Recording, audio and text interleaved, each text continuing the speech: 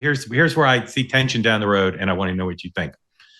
Whether there's a U.S. direct military attack or not, there's eventually going to have to be a deal. And the president's making noises as we talk about not doing the attack and trying to get a deal. And Witkoff may continue talks with the Iranians. I don't conceive of a deal that Bibi would sign off on. I just don't see it, particularly because they've come this far.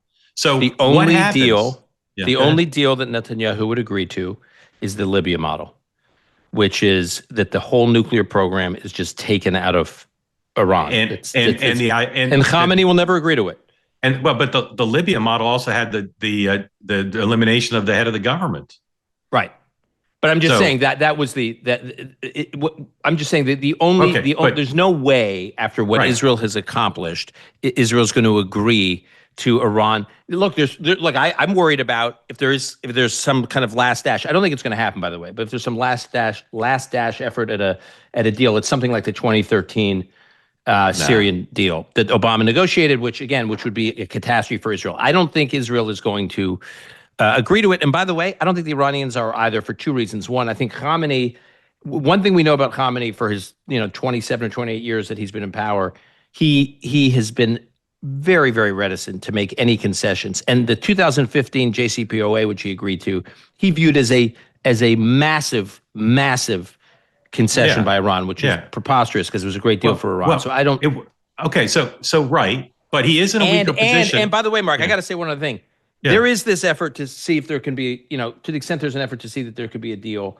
How does that actually work operationally? Like, just play this out here, right? So, like, the Iranian foreign minister is going to, right now, in the middle of all this, go meet with Witkoff. The president, I've heard this from a number of officials who have been dealing with the president directly on this issue. Trump is just fed up with the Iranians. He says they either have an inability to make a decision or an unwillingness to make a decision, or the people who are negotiating aren't empowered to make a decision. That was before the Israeli attack. So now with the Israeli attack, where there's total disruption in the Iranian system, the idea that Iran now is suddenly going to be able to negotiate, at least they're not going to be able to negotiate quickly.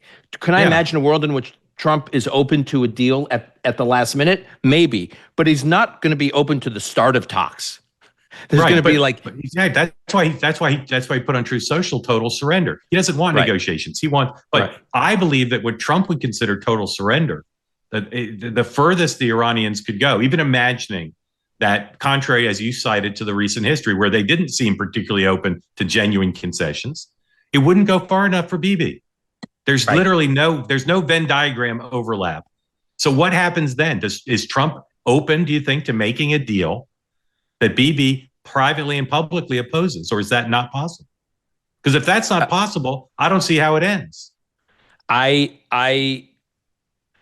can imagine Bibi, and not just Bibi. I'm imagining key members of Congress also making the case that to have done everything Israel has done over the last few days, then to land in a world in which Iran still has the capacity out of the rubble to start putting the pieces together of a nuclear program is unacceptable. And I suspect Trump will see it that way.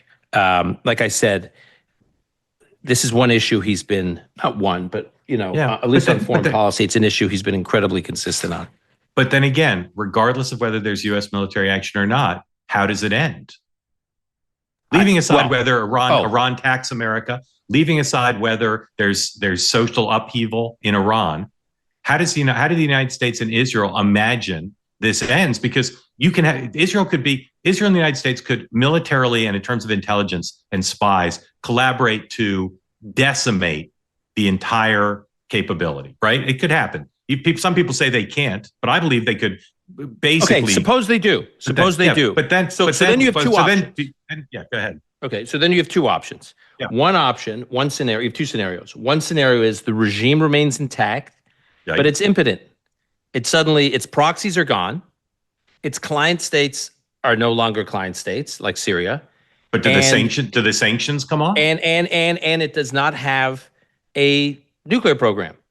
Right. And most of its military assets have been wiped out. And so then can Israel learn to live with an Iran, a regime that is a shell of itself? I mean, as long as it doesn't pose a threat at that point. Right. So you wouldn't need. I'm not sure Israel cares. I don't think you need to sign a deal. You don't need to sign a deal. Israel has said Iran cannot be a nuclear threat. So now they've removed the possibility of it being a nuclear threat. So then Iran can be. There are other countries in the region that are hostile to Israel that Israel's not at war with. So they're just not building nuclear bombs. So let me give you the other scenario, though. Summarize. I just want to summarize scenario one. Scenario one is the military action is so effective that the government stays in place. And the sanctions maybe get loosened a little bit. They sell oil, but they're so decapitated militarily that at least for the time being, nobody cares. Right. They're Oman. They're Yemen. They're Yemen. Yeah. I mean, really, like they're just like they're okay. So that's one scenario. Now let me give you the other scenario. Yeah. The other scenario is the regime falls. By the way, Israel really, I mean this, I'm talking to a lot of Israeli officials, not only around the prime minister, but in this security system there, they are not pursuing regime change. Now, they recognize that regime change may be an outcome of what they're doing, but they've been very careful to not target the supreme leader. They're really not targeting the political leadership. To the extent they they target the military leadership, it was more for operational reasons to jam up the command and control and create communications disruptions in Iran's ability to respond in those immediate days. But look, 2008, 2009, there was an uprising in Iran. 2 years ago, there was another uprising in Iran. Could there be, if the regime looks wobbly, there have been, uprisings in the past. And on my podcast, I had Kareem Sajapur on the other day, who's an expert in Iran, lived in Iran, working for the International Crisis Group. He's skeptical that there's any real movement yet of an uprising.